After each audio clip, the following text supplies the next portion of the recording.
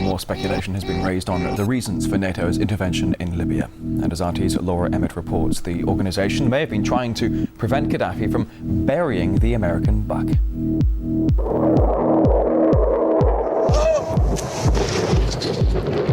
According to some, it's about protecting civilians. We must not tolerate this regime using military force against its own people. Others say it's about oil. The only reason they're interested with Libya is about the oil. You think we'd be in Iraq if the major export there was broccoli? But some are convinced intervention in Libya is all about currency, specifically Gaddafi's plan to introduce the gold dinar, a single African currency made from gold, a true sharing of the wealth. It's one of these things that you have to plan almost in secret, because as soon as you say you're going to change over from the dollar to something else, you're going to be targeted. There were two conferences on this, one in 96 and another one in the year 2000, called the World Mataba Conference, organised by Gaddafi. And everybody was interested, and I think most countries in Africa were keen Gaddafi didn't give up. In the months leading up to the military intervention, he called on African and Muslim nations to join together to create this new currency that would rival the dollar and euro. They would sell oil and other resources around the world only for gold dinars. It's an idea that would shift the economic balance of the world. Countries' wealth would depend on how much gold they have, not how many dollars they trade. And Libya has 144 tons of gold. The UK has double that, but 10 times the population. If Gaddafi had an intent to try to reprice his oil or whatever else the country was selling in the global markets and accept something else as a currency, or maybe launch a gold dinar currency, any move such as that would certainly not be welcomed by the power elite today who are responsible for controlling the world's central banks. So yes, that would certainly be something that would cause his immediate dismissal and the need for other reasons to be brought forth for removing him from power. It's happened before. In 2000, Saddam Hussein announced Iraqi oil would be traded in euros, not dollars. Sanctions and an invasion followed. Some say because the Americans were desperate to prevent OPEC from transferring oil trading in all its member countries to the euro. The UK's gold is kept here in a secure vault somewhere in the depths of the Bank of England. As in most developed countries, there's not enough to go around. But that's not the case in places like Libya and many of the Gulf states.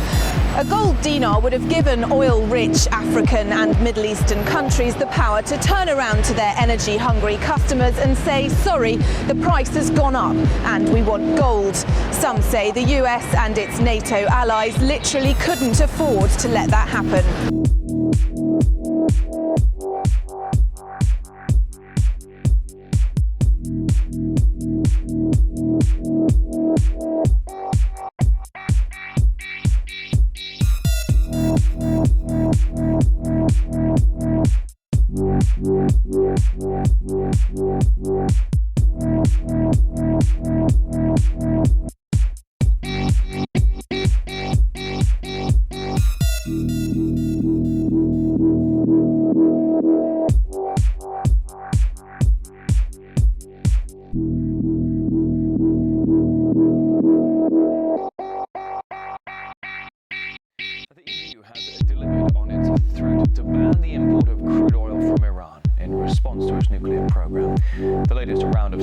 Prohibits any new oil contracts while allowing for existing deals to run until July.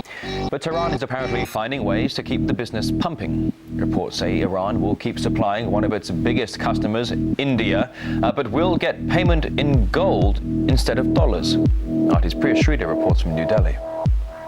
India actually has already bought Iranian oil using gold instead of US dollars. And this is extremely significant because every year India actually spends $12 billion US dollars on Iranian oil. And now actually Beijing is also saying that it might want to jump on board with New Delhi and also look into some sort of agreement with Iran to continue to get oil. New Delhi and Beijing actually account for 40% of the imports of Iranian oil. The EU only counts for 20%. Obviously, we've been talking about all week about this oil embargo that the EU announced on Monday that they're hoping to roll out and put into place by July 1st. And obviously, if New Delhi and Beijing find a way to continue trading with Iran using gold instead of US dollars, this would severely hurt what the European Union and Washington is trying to do. Russia has also said that it wants to continue trading with Iran using domestic currencies instead of US dollars. Obviously, the point of the EU oil embargo would be to bring Iran back to the negotiations table over its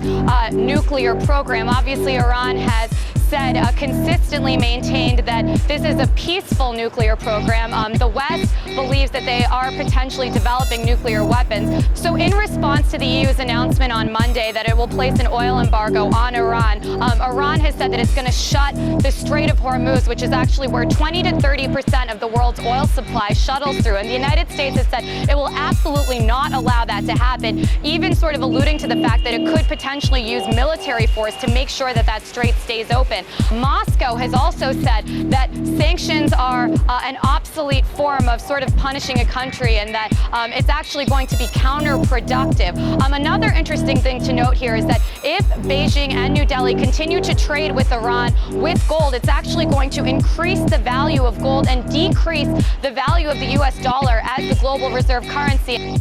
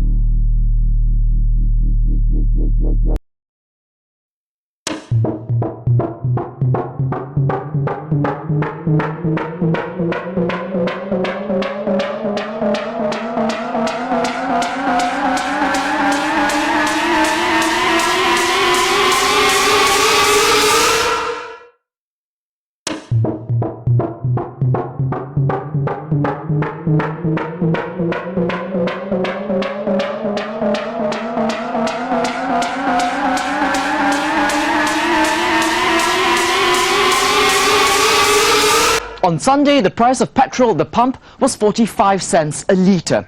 Overnight, it spiked to 94 cents, and already on the black market, operators are selling oil for more than $1.25 a litre. Nigeria produces nearly 2.5 million barrels of crude a day. Because it lacks refineries, the oil is exported, and refined products are then imported at a considerable cost.